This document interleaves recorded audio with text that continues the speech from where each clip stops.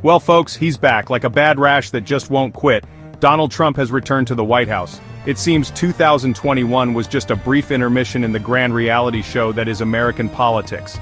And just like his first stint, Trump 2.0 is all about putting America first, particularly when it comes to foreign policy. This time around, however, the stakes are even higher. The world is a different place than it was just a few years ago. Global alliances are strained, the economic landscape is uncertain, and new threats are emerging.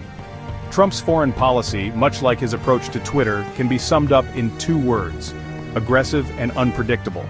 From day one, he has made it clear that he intends to shake things up on the world stage. He's picked fights with old allies, cozied up to dictators, and generally thrown the global order into a state of disarray. Now, some might argue that a little disruption is a good thing. The problem is, Trump's brand of disruption seems to be less about creating a better world and more about, well, being Donald Trump. It's about projecting strength, even if that means alienating friends and emboldening enemies. It's about putting American interests above all else, even if that means turning a blind eye to human rights abuses or abandoning our commitments to international organizations. In short, it's a foreign policy driven more by ego than by strategy. And that, my friends, is a very dangerous thing. One of the most immediate and alarming aspects of Trump's foreign policy has been his approach to Europe.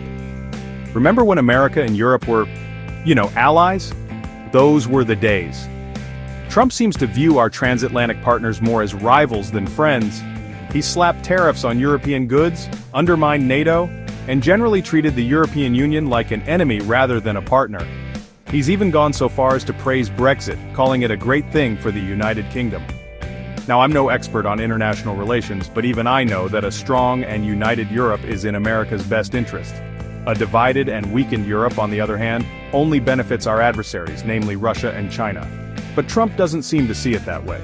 He seems to view the world as a zero-sum game, where any gain for Europe is a loss for America. This is not only short-sighted, but also incredibly dangerous.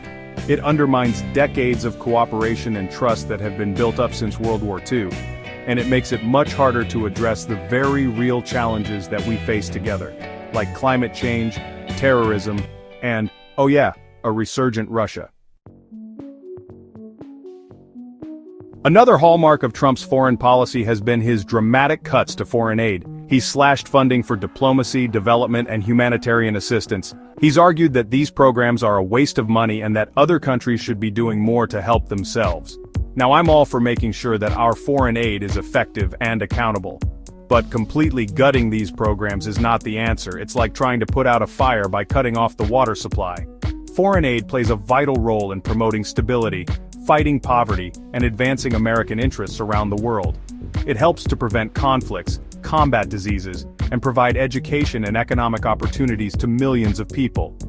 Cutting foreign aid might save a few bucks in the short term, but it will cost us far more in the long run. It will make the world a more dangerous and unstable place. And it will undermine America's standing in the world. When it comes to China and Russia, Trump has taken a more confrontational approach. He's launched trade wars, imposed sanctions, and engaged in a dangerous game of military brinkmanship. Now there's no question that China and Russia pose serious challenges to the United States and our allies. They're both authoritarian regimes that are actively seeking to undermine the international order. But the question is, how do we best deal with them? Trump seems to believe that the answer is to bully them into submission. He thinks that if we just flex our muscles enough, they'll back down. The problem is, this approach is more likely to provoke than to deter.